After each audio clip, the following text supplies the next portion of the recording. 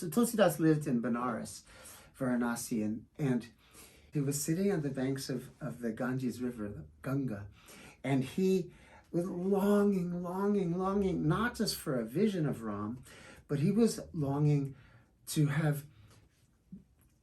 be able to see Ram in reality, in solid human form, and to have Rama's blessings to be with him, not just for one day, but for every day, every night, every moment of his life, till the day he passed from this body into the land of Ram. And so he tried everything he could, Tulsi. He meditated, he read the Holy Scriptures, he did japa, he did yoga, he did pranayama, all sitting by the banks of the Ganges River. And he found that nothing that he did brought him closer to God, to his divine image of God. And he got very, very frustrated. And so he was very clever, and he was a writer. So what he decided to do was to make a petition. And he wrote this petition. It was a petition to Ram. And he said, this petition hereby proclaims that Lord Rama will give me his darshan, meaning his physical sight, as well as his eternal blessings. And Tulsidas, well, we know that petitions need to be signed. And Tulsidas could have gone around Benares and to the chai shops and the temples. He could have gotten a lot of signatures because he was well known and well loved by the people. But he decided for the most potent petition, he needed to get the signatures of all the gods and the goddesses. So first he went to Calcutta and found the home of Mother Kali. And he asked Kali Ma, he showed her the petition and said, please sign this. And Kali signed it in blood. And then he went to the Lord of Fire. I don't know where the Lord of Fire dwells, but he went to him, Agni, and Agni signed his name in fire. He scorched his name on the petition. Then he went to the forest of Kishkinda in North India, and he found Hanuman. And Hanuman was sitting in prayer and sitting in remembrance and doing japa of Ram. And Hanuman was, all furry and covered. His fur had leaves and, seeds and stuff in it, because he was just living there. He wasn't caring for himself. He was just longing and praying and sitting in the presence of Rama. That phrase is something that longing and sitting in the presence of Rama. And so Tulsi went up to Hanuman, and he asked for his signature, and Hanuman just came out of his reverie and placed his paw on the petition and left his paw print, and it just stayed there. And he went to all the gods and the goddesses, and they all were all in favor of the success of Tulsi Das's petition. So finally, when Tulsi felt like he had, all the signatures that he needed, he walked to Ayodhya. Ayodhya is a city. My teacup has stuck to the table. I got it. Wow, that's weird. My teacup, I think, melted the resin on the table and stuck. But this is just life, little things of life.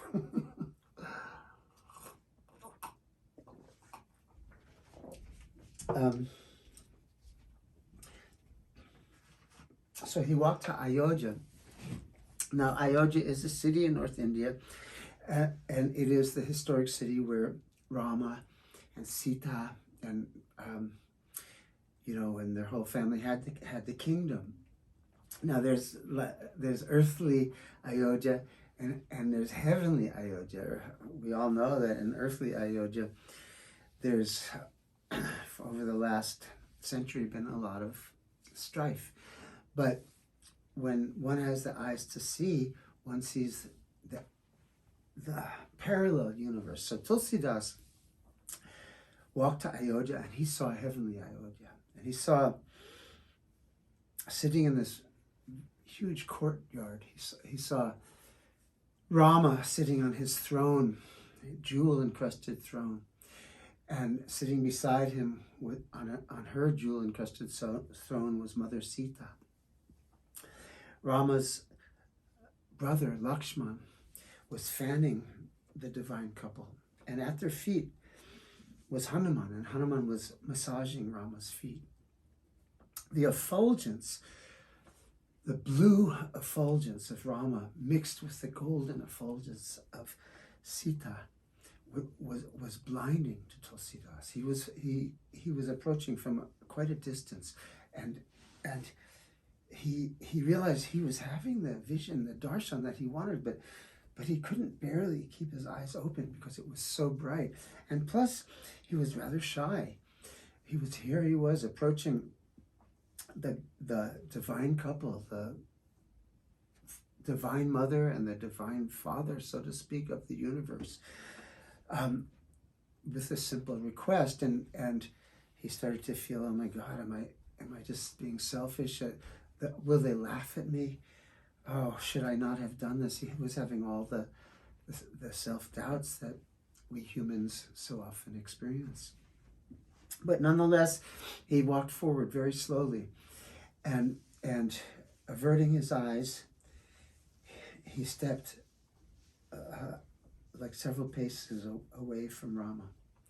Rama looked at him. He looked at him up. He looked at him down. And finally, Tulsi's eyes were able to glance at him, and Rama went, "Come here." This is how they say "come here" in India. And Tulsidas stepped forward and knelt before Rama, and handed him the petition. And Rama read the petition once, was quite quiet, and he read the petition again, and he read it yet a third time. And then he set the petition down, and he put his hands on top of Tulsi Das's head, and he said, "My son, since you have realized that you depend on me in thought, word, and in deed and action, since you realize that I am the source and the sustenance of every beat of your heart, of every breath that you take. In fact, I live in the blood that flows through the canals of your veins. Since you have realized you are completely dependent upon me, yes, you have my darshan, and yes, I will be with you for the rest of your days." And Tulsidas started weeping and weeping and weeping. And Hanuman, who was kneeling next to Tulsidas, put his furry arm around him. And Tulsidas smiled deeply and felt the serenity that he had never found before. And he bowed his head to Rama's feet, to Rama's blue feet. And he imprinted Rama's feet on his forehead. In his mind, they stayed there forever. And he thanked him and walked back to Benares. And what Tulsidas did then made him a hero, a bhakti hero through history. Because what he did was he rewrote the Ramayana, which is the story of Rama and Sita, Hanuman and the demon Ravana. He rewrote it in the language of the people, Hindi. It was actually a medieval Hindi at the time, but the popular Ramayana of Valmiki was written in Sanskrit. And by the 16th and 15th centuries, the common people, the people like you and me and us, nobody could read Sanskrit unless you were a rich, rich scholar, Brahmin. So the story was getting lost. So Tulsidas rewrote it. He called it the Sri Ramachartamanas, which means that the lake of Rama's exploits. I love that image, the lake. And it became one of the most popular epics, the most popular tales, written histories in India to this day, and Tulsidas's name will never be forgotten.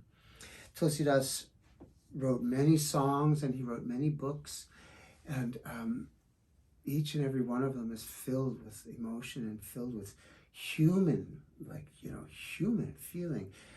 This sense of being completely immersed in the divine presence, and yet at the same time, the sense of being bereft and anguished and longing.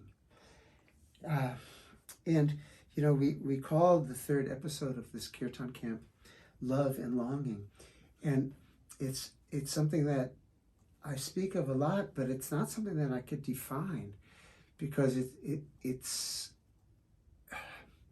counter to what our intellect tells us. Like, if you're feeling the divine presence, how can you be longing for the divine presence? And one of the responses, it's certainly not the ultimate response, but one of the responses is that it is the divine presence that blesses us with the longing for the divine presence. If we didn't have that divine connection, we wouldn't be longing for it. We would find complete satisfaction in the temporal things of the world. And this isn't to say that, life is not beautiful and the challenges of life should not be embraced fully. It doesn't say anything like that the attachments of our beloveds. No, we dive into that. But we also are blessed with the sense that there's something else, and that something else is what will finally fill the hole that we live with in our lives. Now, I'm only speaking from my own life and my own experience, and others might not feel this way at all. But it is a mood that is expressed in almost all the great songs of the Bhakti, the great Bhakti, Sanskrit, and Bengali songwriters of India. The sense of that God is here. Oh my God, God is here. And where is God? Or goddess, we might say, where are you? Why have you veiled yourself from me? And I feel, sometimes people ask me, well, what did you get from your guru? And that's like a question. I won't even really answer that question because, well, first of all, it's unanswerable. Second of all, the question itself has a certain arrogance in it that I don't like. But that being said, I feel that Maharaji blessed me and so many with the seed of longing, the feeling, in fact, the sense of separation that comes immediately with the sense of presence. And he blessed me and so many with the tools of bhakti with which we can water that seed and let it grow into a great plant. The plant of longing bears the fruits of divine presence. But yeah, the whole subject is not something that can really be grasped intellectually.